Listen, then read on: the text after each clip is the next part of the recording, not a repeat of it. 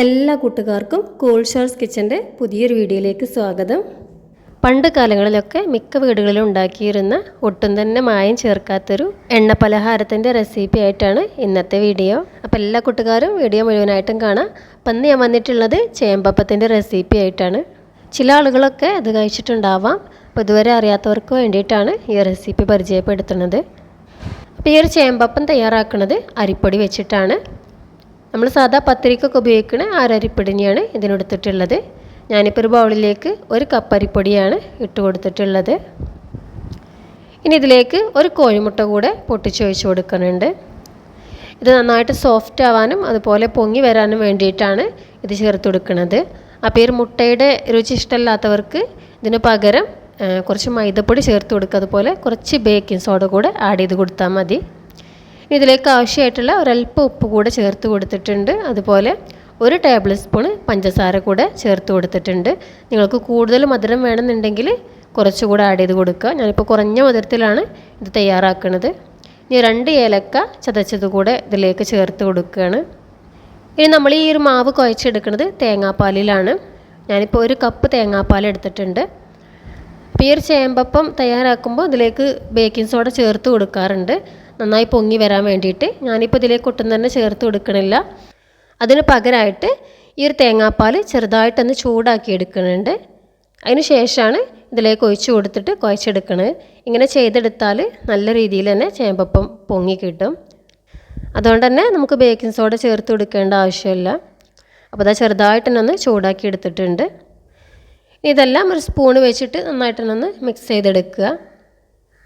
അപ്പോൾ ഈ ഒരു ചേമ്പപ്പം എന്ന് പറയുന്നത് വളരെ പെട്ടെന്ന് തന്നെ തയ്യാറാക്കി എടുക്കാൻ പറ്റിയിട്ടുള്ള ഒരു സ്നാക്കാണ്. അതുപോലെ അധികം ഇൻഗ്രീഡിയൻസ് ആവശ്യമില്ല, നല്ല ഹെൽത്തിയാണ്. ഇനി നമ്മൾ ചൂടാക്കിയിട്ടുള്ള തേങ്ങാപ്പാൽ ഇതിലേക്ക് ഒഴിച്ച് കൊടുക്കുക. അപ്പോൾ ആദ്യം തന്നെ എല്ലാം കൂടെ ഒരുമിച്ച് ഒഴിക്കരുത്, കുറേശ്ശെയായിട്ട് ഒഴിച്ച് കൊടുത്തിട്ട് ഇത് കുഴച്ചെടുക്കണം. അപ്പോൾ ഇതിൻ്റെ മാവിൻ്റെ കൺസിസ്റ്റൻസി എന്ന് പറയുന്നത് ഒരുപാട് ലൂസ് ആവരുത്, അതുപോലെ നല്ല തിക്കും ആവരുത്. ഒരു മീഡിയം ടൈറ്റിലാണ് ഉണ്ടാവേണ്ടത്. മാവ് ഒരുപാട് ലൂസായാൽ നമുക്കത് ഫ്രൈ ചെയ്തെടുക്കുന്ന സമയത്ത് നല്ല റൗണ്ടിലുള്ള ബോൾസുകളായി കിട്ടാൻ ബുദ്ധിമുട്ടാവും, അതങ്ങ് പരന്ന് പോവും. അതുപോലെ നല്ല തിക്കായാലും ഫ്രൈ ചെയ്തെടുക്കാൻ ബുദ്ധിമുട്ടാണ്. അപ്പോൾ ഞാൻ എടുത്തിട്ടുള്ള തേങ്ങാപ്പാൽ കുറേശ്ശെയായിട്ടാണ് ഒഴിച്ചു കൊടുക്കുന്നത്. പിന്നെ ഇത് കുഴച്ചെടുക്കുമ്പോൾ കൈ വെച്ചിട്ട് തന്നെ കുഴച്ചെടുക്കണം. ഞാനിപ്പോൾ ജസ്റ്റ് ഒന്ന് മിക്സ് ചെയ്യാൻ വേണ്ടിയിട്ടാണ് സ്പൂൺ ഉപയോഗിക്കുന്നത്. ഇതിന് ശേഷം കൈ കൊണ്ട് നന്നായിട്ട് തന്നെ കുഴച്ചെടുക്കുന്നുണ്ട്. അങ്ങനെ കുഴച്ചെടുത്തെങ്കിൽ ചേമ്പപ്പം നല്ല പെർഫെക്റ്റ് ആയിട്ട് തന്നെ കിട്ടുള്ളൂ. അപ്പോൾ അതാ ആ ഒരു തേങ്ങാപ്പാൽ ഞാൻ ഇതിലേക്ക് മുഴുവനായിട്ടും ഒഴിച്ചു കൊടുത്തിട്ടുണ്ട്. ഇനി കൈ വെച്ചിട്ട് നല്ല രീതിയിൽ തന്നെ കുഴച്ചെടുക്കുകയാണ്. അപ്പോൾ ഈ ഒരു മാവിൻ്റെ ലൂസ് എന്ന് പറയുന്നത് ഇതാ ഈ രീതിയിലാണ് ഉണ്ടായിരിക്കേണ്ടത്. ഒരുപാട് ലൂസായി പോയിട്ടുമില്ല, അതുപോലെ നല്ല തിക്കുമല്ല. ഏകദേശം ഒരു 30 സെക്കൻഡ് നേരത്തേക്കൊന്ന് കൈവച്ചിട്ട് നല്ല രീതിയിൽ തന്നെ ഇതൊന്ന് കുഴച്ചെടുക്കണം. നന്നായി കുഴച്ചെടുത്തതിന് ശേഷം ഇത് റെസ്റ്റ് ചെയ്യാൻ വെക്കണമെന്നുണ്ടെങ്കിൽ ഒന്നുകൂടെ നല്ലതാണ്. ഇനി നിങ്ങൾക്ക് ടൈമില്ല എന്നുണ്ടെങ്കിൽ അപ്പോൾ തന്നെ നമുക്ക് ചുട്ടെടുക്കുകയും ചെയ്യാം. ഞാനിപ്പോൾ ദാ നല്ല രീതിയിൽ തന്നെ മാവ് കുഴച്ചെടുത്തിട്ടുണ്ട്. അപ്പോൾ ദാ ഈ ഒരു ലൂസിലാണ് നമ്മുടെ മാവ് ഉള്ളത്. അപ്പോൾ മാവ് തയ്യാറായിട്ടുണ്ട്. നമുക്കിനി ചേമ്പപ്പം ചുട്ട് തുടങ്ങാം. അപ്പോൾ അതിന് വേണ്ടിയിട്ട് ഞാൻ ചീനച്ചട്ടിയിൽ എണ്ണ നന്നായിട്ട് ചൂടാക്കി എടുത്തിട്ടുണ്ട്. നല്ല ചൂടിൽ തന്നെ ആയിരിക്കണം നമ്മളിത് ഫ്രൈ ചെയ്തെടുക്കുന്ന സമയത്ത്, എങ്കിലേ ഇത് പെട്ടെന്ന് തന്നെ പൊങ്ങി വരുള്ളൂ. അപ്പോൾ അതിലേക്ക് മാവ് ഇട്ട് കൊടുക്കുന്നത് കൈ വെച്ചിട്ട് ചെറിയ ബോളുകളാക്കിയാണ്ട് ഇട്ട് കൊടുക്കുക.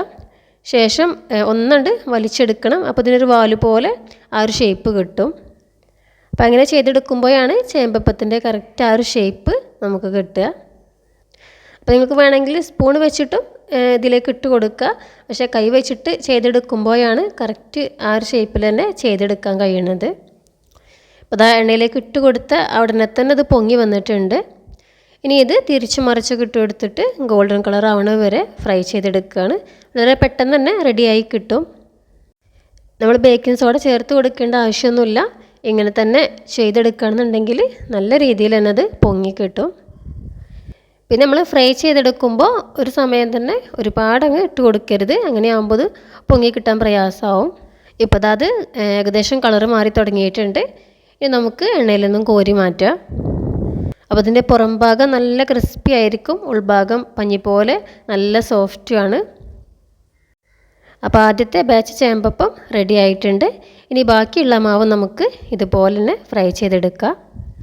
അപ്പോൾ ഇതിൻ്റെ മാവ് കുഴച്ചെടുക്കാൻ നമുക്ക് അധികം സമയം വേണ്ട, വളരെ പെട്ടെന്ന് തന്നെ കുഴച്ചെടുക്കുക. അതുപോലെ ഫ്രൈ ചെയ്തെടുക്കാനാണെങ്കിലും ഒരുപാട് ടൈം എടുക്കണില്ല, പെട്ടെന്ന് തന്നെ റെഡിയാക്കി എടുക്കാൻ പറ്റുന്നുണ്ട്.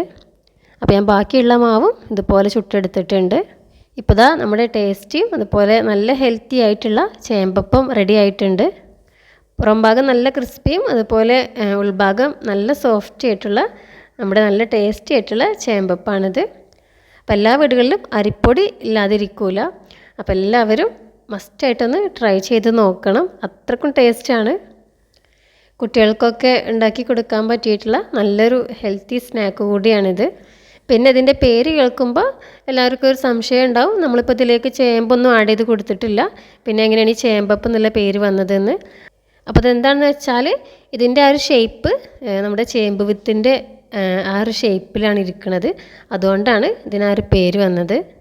അപ്പോൾ ഈ ഒരു വീഡിയോ കണ്ട എല്ലാവർക്കും ഈ ഒരു ചേമ്പപ്പത്തിൻ്റെ റെസിപ്പി ഇഷ്ടമായി എന്ന് വിചാരിക്കുന്നു. ഇഷ്ടമായാൽ തീർച്ചയായിട്ടും നിങ്ങളുടെ നിർദ്ദേശങ്ങളും അഭിപ്രായങ്ങളും കമൻറ്റ് ബോക്സിൽ അറിയിക്കാൻ മറക്കരുത്. അതുപോലെ ചാനൽ ആരെങ്കിലും പുതുതായിട്ട് കാണുന്നവരുണ്ടെങ്കിൽ കൂടുതൽ റെസിപ്പികൾക്ക് വേണ്ടിയിട്ട് ചാനലൊന്ന് ഫോളോ ചെയ്യുക. ഇനി പുതിയ റെസിപ്പിയുമായി മറ്റൊരു വീഡിയോയിൽ വീണ്ടും കാണാം. അതുവരെ എല്ലാവർക്കും നല്ലൊരു ദിവസം ആശംസിക്കുന്നു.